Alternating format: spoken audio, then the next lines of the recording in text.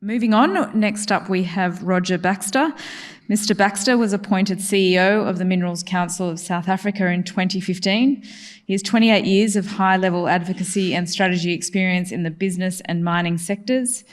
He was involved in the first mineral policy discussions with the ANC in 1992 and is a member of the Minerals Council Board, the Busa Board, the Teba Trust Board, and he chairs the World Platinum Investment Council. So please make welcome Roger. Thank you.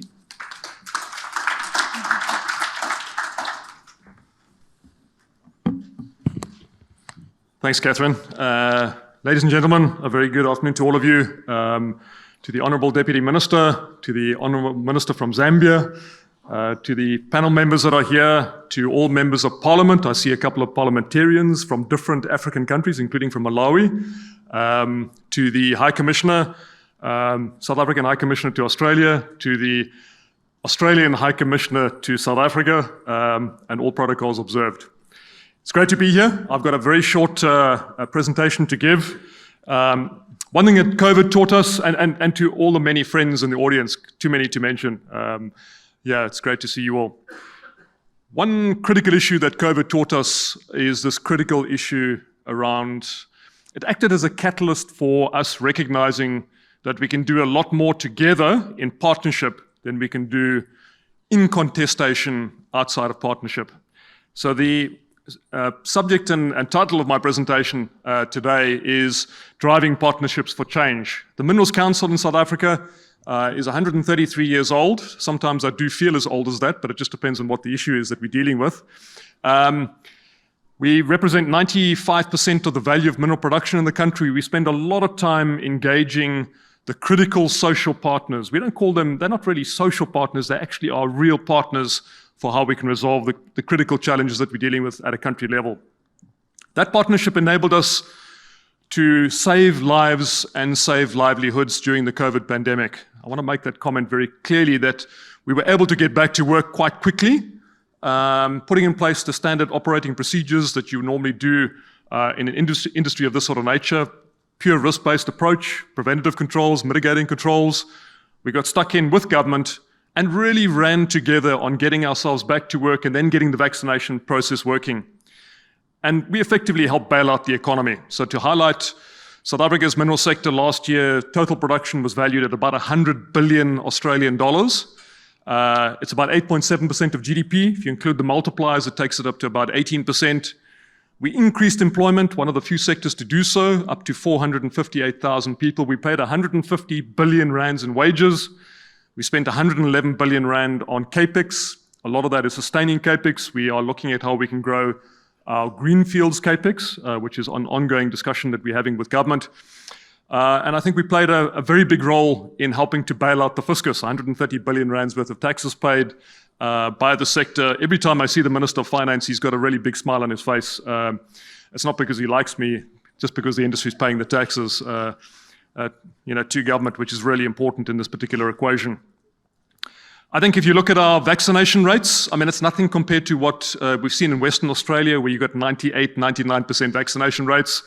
We achieved a 77% vaccination rate in the industry compared to a country-level vaccination rate of less than 40%.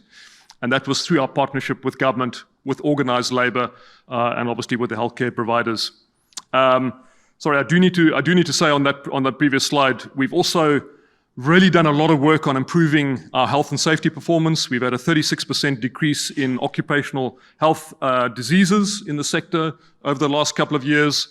And for the first time in a long time, we've had 0 fatalities in our deep level gold sector, as an example, in falls of ground accidents, which for deep level mining is quite an achievement. And it was almost perfect on the platinum side also until the DMRE reclassified a fatality fairly recently. I think it is important to say when we talk about driving partnerships for change and hashtag making mining matter, logistics is a critical issue. Logistics has been very much behind the curve from our particular side. In fact, last year we lost about 35 billion rands worth of export earnings because of logistical constraints. There are a number of reasons for it. I'm not going to elucidate on what those specific reasons are, but I can just highlight a couple of quick points. 200 locomotives not having spare parts and not being operative in the fleet. We've had the impact of crime on the networks, particularly copper theft. South Africa has also become quite a big net copper exporter, not necessarily legitimately mined. I know that Orion are going to help change that balance, but we're working very strongly with the South African government to try and resolve that. And just to highlight the industry working with Transnet, we are contributing to the security initiatives on the coal line, as an example, same on the iron ore line, same on the chrome line, same on the manganese lines, to resolve the particular issues. Huge amount of engagement is taking place. We are seeing government also very much opening up and warming up to the concept of much greater private sector participation in the rail sector and at the port level. There's in fact a RFP out for the manganese terminal at the port of Ngqura. Can never pronounce it properly, but it's an important export facility that will be developed over the course of the next couple of years down in the Eastern Cape. But we think we can, on the rail and logistics side, start really turning the corner from where we are at the moment. An exciting area for us has been the recent announcements about 3 weeks ago by our state president, His Excellency President Ramaphosa, where we basically have had a complete unlocking. I think the deputy minister was a bit modest. DM, you're a bit modest in the equation. We've been pushing for a while to say to government, open it up to private sector investment, liberalize the energy sector. Eskom is going to remain a critical part of our energy mix, but our solutions to the energy environment in South Africa, to our electricity crisis, as we call it, is by getting a lot more private sector investment. In the mining space alone, we've got 6.5 gigawatts of current projects valued at about 100 billion rand, which we hope to bring on stream over the next 3 years. And we estimate that that'll significantly grow over the next couple of years as companies start seeing early runs on the board. In terms of what those major reforms are, the license cap has been removed. The registration time has gone from 3 to 4 months to 18 days at NERSA, the National Energy Regulator. That's obviously under the department itself. We've seen the establishment of a National Electricity Committee called NECOM, which Minister Mantashe sits on, and a number of other ministers. We've seen a set of amendments that are going to be taken through on the Electricity Regulation Act, which is obviously quite exciting. That'll allow a establishment of an independent system market operator. It'll allow for a day-ahead trading market and the ability of private sector companies to wheel into the network. And so just if you put the energy thing in perspective, South Africa has 47 gigawatts of installed capacity, which is about 60% of the entire sub-Saharan Africa's installed capacity. But our energy availability factor is less than 60% at the moment. So this is going to be a key game changer in our view from an energy perspective. Obviously, this is linked to our just energy transition. One of the core components of our just energy transition is our focus on energy security. We can't compromise our energy security in our drive towards decarbonizing the economy. Our coal sector remains a really important component, but we are seeing a significant amount of investment in renewable energy, and the mining sector is leading the charge. We are the game changers. We are the catalysts that are really helping to shape the game in South Africa.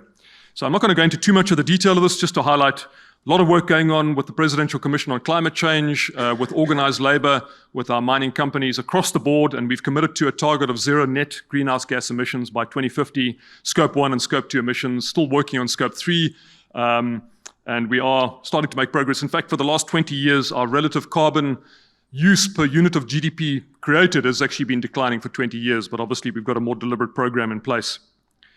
One of those programs is our hydrogen potential.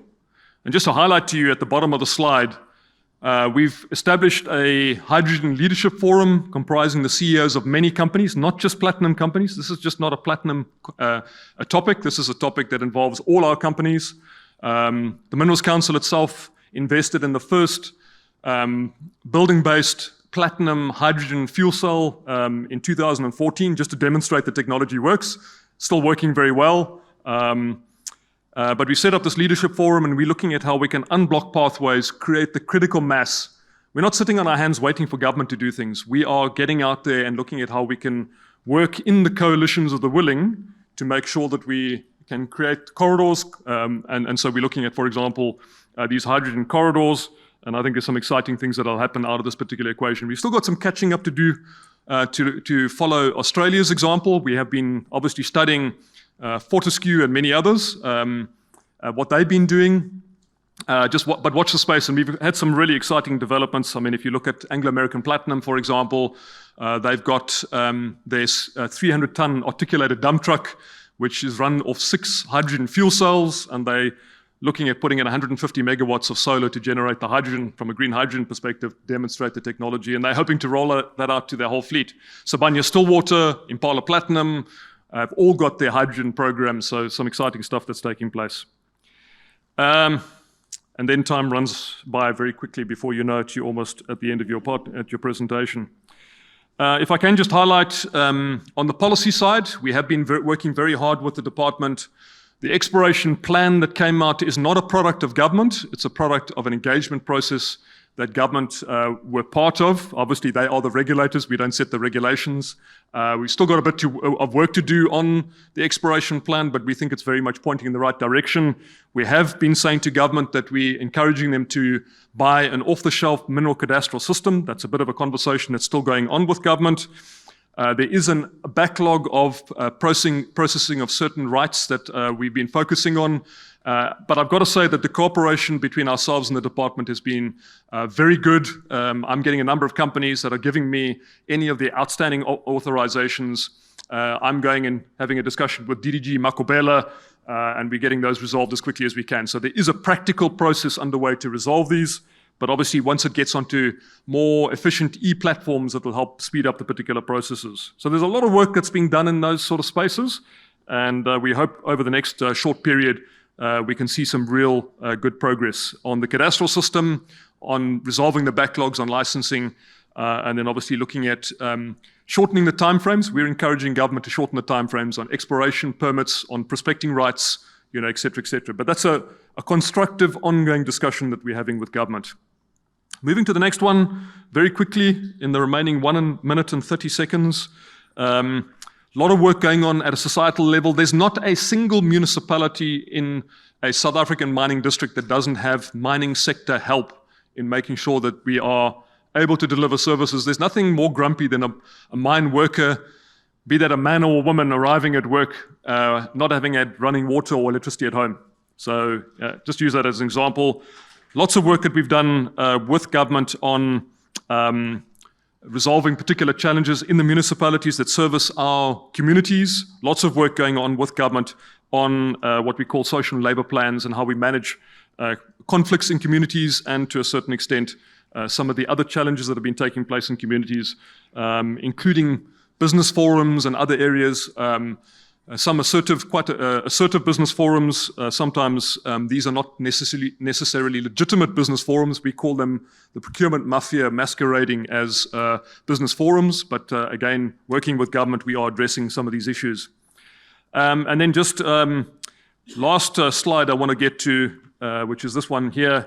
We are doing a lot of work with government in all the different discussions. The state president did present at a Business Unity South Africa board meeting yesterday evening, highlighting the critical things about resolving our security and crime-related issues that we've been dealing with. And again, we're working in partnership with the government, dealing with our logistical issues. The energy solutions are very much on the table. We're unlocking those. And then when we start getting into the red tape issues, getting us back into the top half of the Fraser Institute investment rankings are very much part of the conversations we're having with government. So ultimately, all these things, it's all about making sure that we are driving partnerships for change to hashtag making mining matter. Thank you.